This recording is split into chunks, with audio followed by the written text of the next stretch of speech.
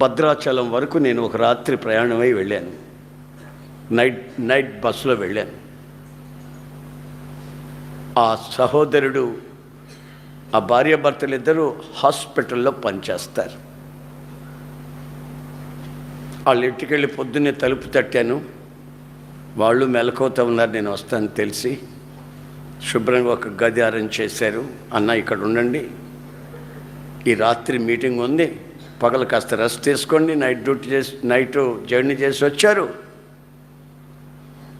నేను డ్యూటీకి వెళ్ళిపోతున్నాను, నాకు సెలవు ఇవ్వలేదు, ఈయన గారేమో అరేంజ్మెంట్లు చూస్తున్నాడు, మాకు ఇక్కడ ఎవరు లేరు, మరి ఇదిగో పిల్లలు కాన్వెంట్కి వెళ్ళేసి వెంటనే వచ్చేస్తారు, రై అంకుల్కి భోజనం పెట్టాలి, అంకుల్కి అన్ని వడ్డించాలి మీరు అని ఇద్దరు పిల్లలకి చెప్పి వెళ్తున్నారు. నేను వాళ్ళని పిలిచి ఆ పిల్లల్ని చూసి, ఆ పిల్లలు ఎట్టున్నారు, ఇలా తాకితే మార్చిపోతారేమో అన్నట్టున్నారు. మార్బల్ స్టోన్ లాగా, పాలరాతి బొమ్మల్లాగా ఉన్నారు పిల్లలు.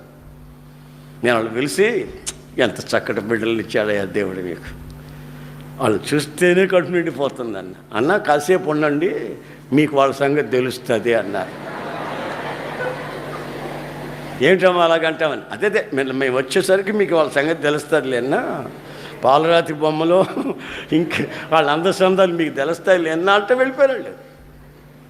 సరే వాళ్ళు కాన్వెంట్కి వెళ్ళారు. నేను కూడా తలుపు జారు అట్ట వేసి గడి పెట్టుకుంటూ పడుకున్నాను. టిఫిన్ చేసి పడుకున్నాను. వాళ్ళు 10 గంటలకు వచ్చినట్టున్నారు, 11కి వచ్చినట్టున్నారు. 12కి వాళ్ళకి భోజనం పెట్టమని చెప్పినట్టున్నారు తల్లిదండ్రులు. ఆ లోపల ఏం చేసింది, ఆ పిల్ల బ్లేడ్ తీసుకొని వచ్చి నా గోళ్ళు కత్తిరిస్తుంది బ్లేడ్తో.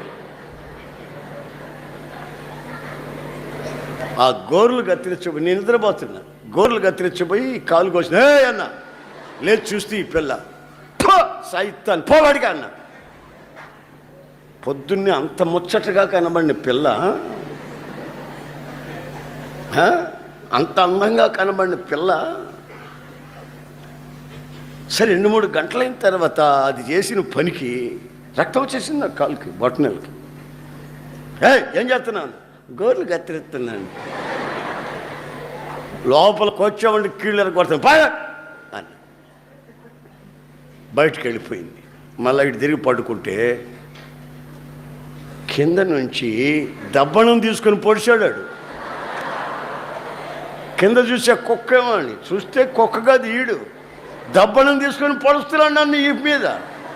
ఇక జుట్టు పట్టుకుని కస లాగి తలుపు అవతలు పెట్టి తలుపు గడి పెట్టుకున్న వాళ్ళు తల్లిదండ్రులు వచ్చేంత వరకు తలుపు తీల. ఇక అన్నం కూడా నాకు అక్కర్లేదు బాబు, వీళ్ళిద్దరు పిల్లలు కాదు, వీళ్ళిద్దరు రాక్షసులు అంటున్నారు.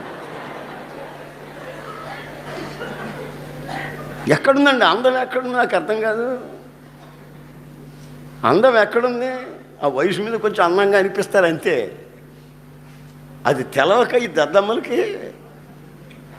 అది తెలవక ఈ మనుషులకి, అబ్బో ఒక్కొక్కడు దేవదాసు అయిపోతాడు.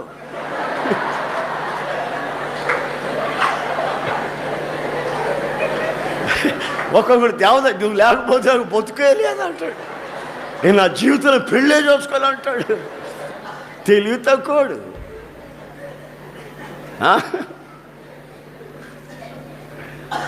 చాలామంది ఈ మగాళ్ళు కానీ ఆడపిల్లలే కానీ అదేం ప్రేమో అదేం కానీ మనకి అర్థమైతే కాదు. ఇక బతుకెళ్ళేదన్నట్టు, లోకమే లేదన్నట్టు, ప్రపంచమే లేదన్నట్టు వెచ్చల విడిగా